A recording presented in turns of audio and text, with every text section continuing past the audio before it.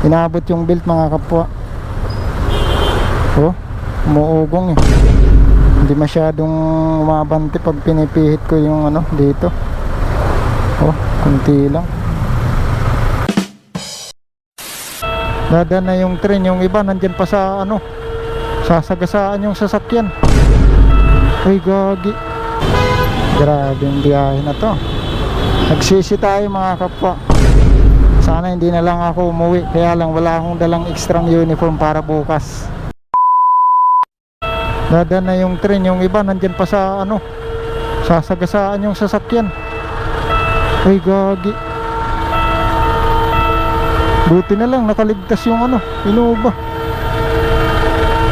Delikado yun.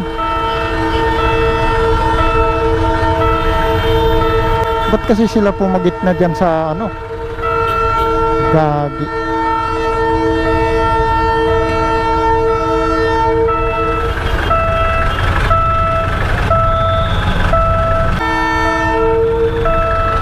Binarahan kasi nila yung daanan eh. Muntik lang yung Innova oh.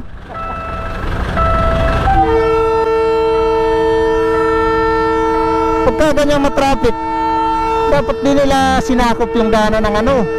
Di ka makakapalag dyan eh. Alam nga naman bungguin mo yung nasa unahan mo. Sabi nagbabantay eh. Sala eh, dapat kasi hindi siya umabante. Grabe oh.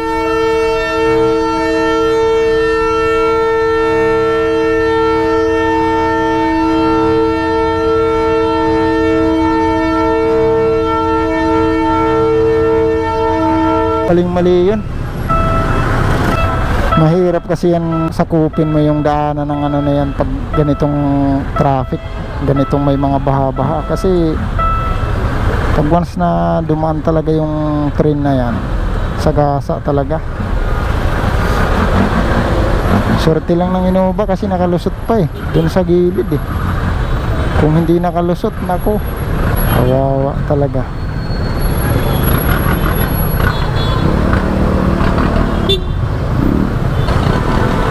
Oh, ayan na. Oops. Babanggay na yung taxi. Yes.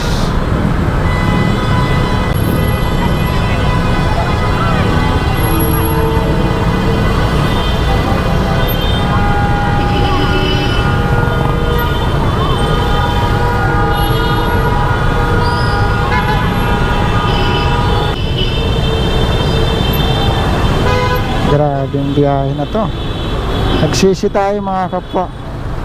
Sana hindi na lang ako umuwi, kaya lang wala akong dalang extra uniform para bukas. Kaya pinilit natin. Pero nung nasa kalagitnaan na tayo ng baha, muntik na tumirik yung simaksi natin mga kapwa.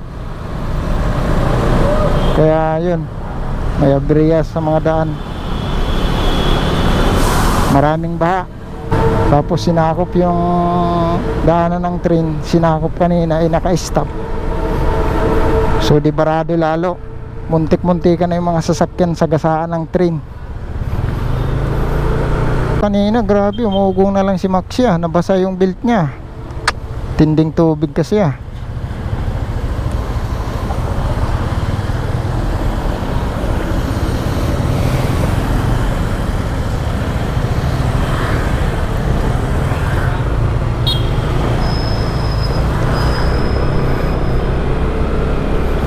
Gumuntik-muntik na talaga. So yun mga kapwa, papunta na tayo sa Pasay. Nakaahon na tayo dun, nakaalagpas na tayo sa baha. Sana mga alas 10 na ako bumiyahe pa uwi ng Pasay para siguradong walang baha.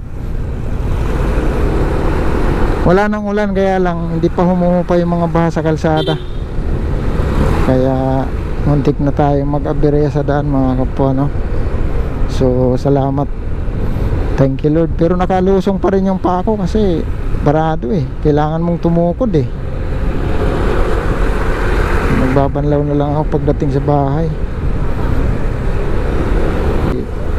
Grabing tubig baha. Ayan mga kapwa, sana makauwi tayong lahat ng ano, ligtas. Makauwi tayo ng safe sa ating mga kanya-kanyang inuuwian. Kanya-kanyang tinutuluyan mga kapwa.